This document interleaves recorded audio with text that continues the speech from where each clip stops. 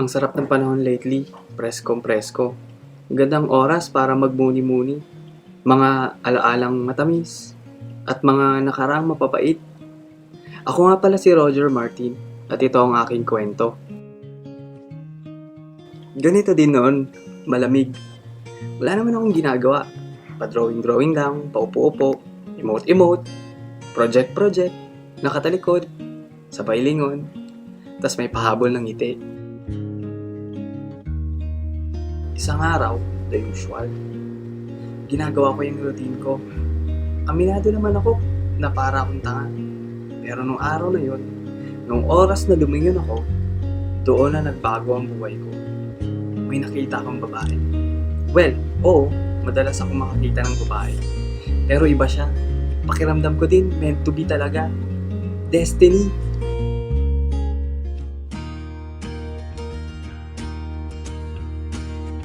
Grabe, ibang klase. Nakakahay siya. Para akong nakadrugs.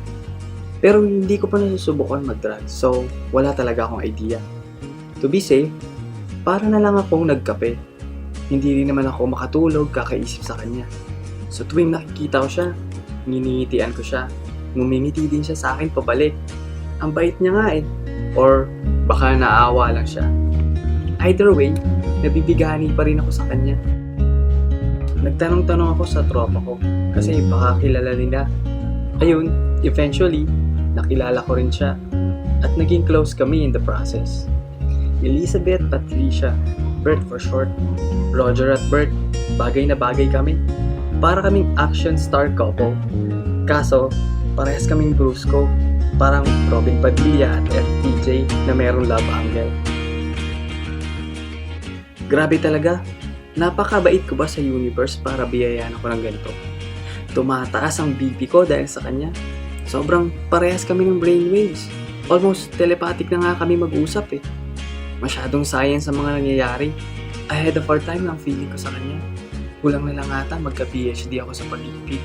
Tsaka Nobel Prize in Chemistry. From having the best chemistry. Pero parang nag-weird nung isang araw. Hindi ko nga maintindihan eh. Biglang hindi na kami nagkikita. As if parang umiiwas siya sa akin.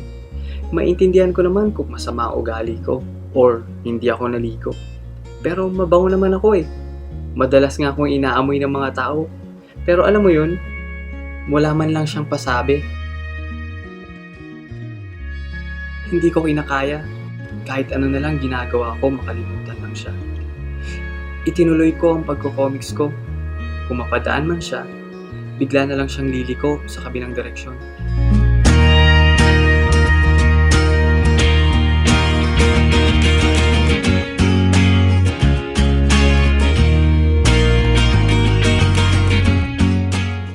Pero di ba, pag madami kayong pagkakaparehas, mas magkakasundo kayo.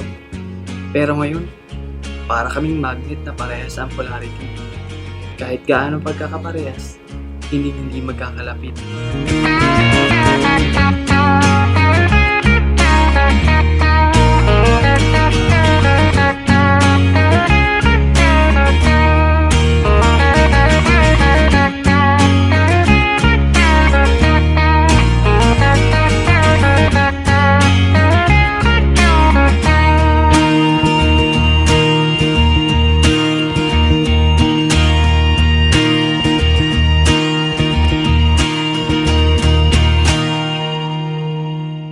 Pero I guess ganun talaga.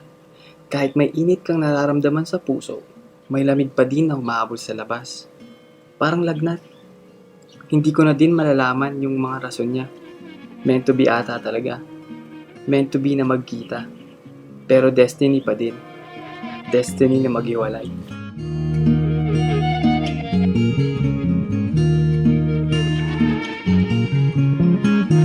Minsan lang malamig sa Pinas, pero madalas sa puso ko.